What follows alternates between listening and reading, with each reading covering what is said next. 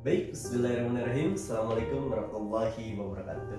Perkenalkan, nama saya Muhammad Sumbah dari kelas 7D Manajemen STI Yayasan Garut. Baik, di sesi kali ini saya itu akan memaparkan atau mempresentasikan sedikit yaitu tentang 7 pilar strategi komunikasi bisnis. Nah, teman-teman sudah ada yang tahu apa itu 7 pilar strategi komunikasi bisnis? Nah, saya jelaskan ya. Yang pertama yaitu ada pemahaman terhadap proses komunikasi. Nah, yang kedua ada penggunaan pikiran atau goodwill thinking. Nah, yang ketiga yaitu memahami bahasa, dan yang keempat kejelasan pesan. Yang kelima ada daya persuasi, dan yang keenam kelengkapan pesan, dan yang terakhir ada keinginan baik yaitu goodwill. Nah, di mana goodwill ini pemahamannya itu bisa terhadap proses komunikasi. Nah, bagaimana kita harus bisa menempatkan diri sebagai komunikator, dan bagaimana kita harus bisa menggunakan media, bagaimana kita menyusun pesan yang terarah, dan juga bagaimana kita memahami komunikan atau bisa memanfaatkan sumber dengan mengetahui serta mengevaluasi efek tersebut.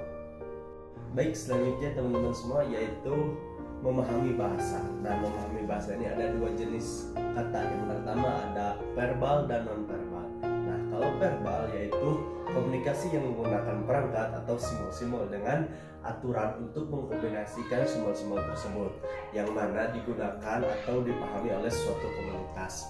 Nah, simbol sendiri adalah bentuk paling sederhana dari bahasa. Selanjutnya yaitu ada komunikasi non-verbal.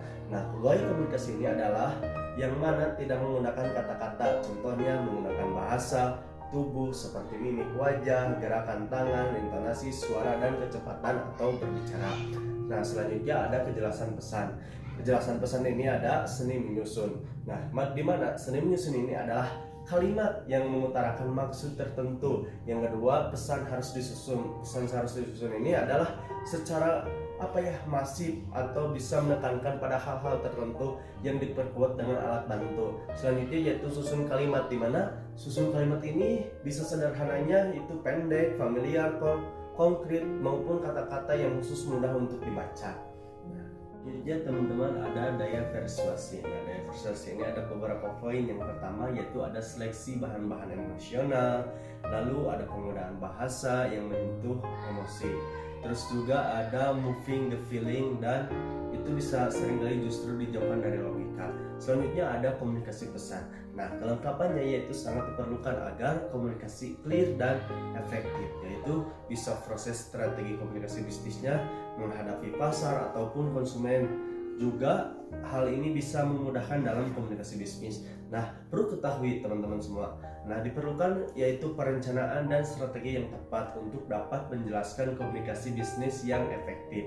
Nah, strategi ini sama dengan konsep ilmu komunikasi pada dasarnya, yaitu kita harus bisa mengenali target sasaran dan bisa menentukan media dan strategi pendekatan yang dapat diterima baik oleh pasar lainnya. Selanjutnya analisis hal layak dalam komunikasi bisnis, yaitu merupakan upaya untuk mengenal karakter dari hal layaknya berdasarkan 3 poin, yaitu demografi, demand, dan tren yang sedang berkembang. Selanjutnya yaitu ada elemen utama dalam komunikasi. Yang pertama ada sender atau pengiriman pesan. Yang kedua ada receiver atau penerima pesan. Yang ketiga ada message yaitu pesan. Yang keempat ada channel atau saluran. Yang kelima ada feedback yaitu sebagai umpan balik. Yang keenam ada perception atau persepsi. Yang ketujuh ada proses encoding, dan yang terakhir ada proses decoding. Selanjutnya yaitu ada prinsip dalam komunikasi. Yang pertama ada phrase of line laws. Yang kedua ada phrase of the natural evil. Yang ketiga of application. Yang keempat keterampilan dalam berkomunikasi, dan yang kelima keterampilan dalam mengirim. Yang keenam keterampilan dalam menerima. Terus yang ketujuh yaitu ada proses pembagian informasi, dan yang kedelapan ada berbicara secara efektif, dan yang terakhir ada kemampuan mendengar. Selanjutnya teman-teman kita contohkan strategi mempertahankan bisnis di tengah pandemi COVID-19. Nah, caranya bagaimana teman-teman semua ya? Kita dengan cara mengupdate, contoh kita mengambil website toko online. Nah, pastikan semua informasi atau pengumuman terbaru yang berkaitan dengan bisnis kalian dapat diakses dan up to date lah istilah nama di website jualan online. Sebagai contoh kita Google misalnya ya, menganjurkan agar website jualan online ini menampilkan banner atau top up yang menginformasikan pengunjung mengenai status bisnis kalian. Nah, keterlambatan, opsi pengiriman dan lain-lain. Sehingga apa teman-teman? Sehingga bisa pelanggan dapat berinteraksi dengan mudah dan jelas.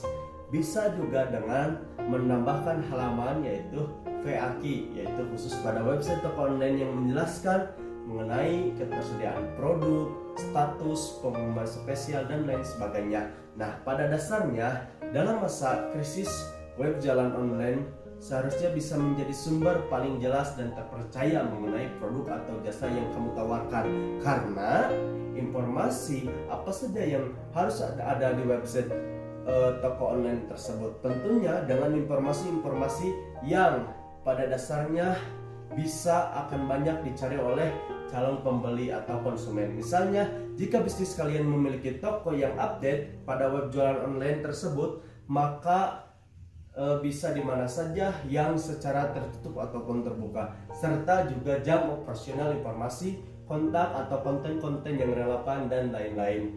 Mungkin hanya ini yang bisa saya sampaikan. Mohon maaf apabila ada kekurangannya. Wabillahi taufiq wal hidayah. Wassalamualaikum warahmatullahi wabarakatuh.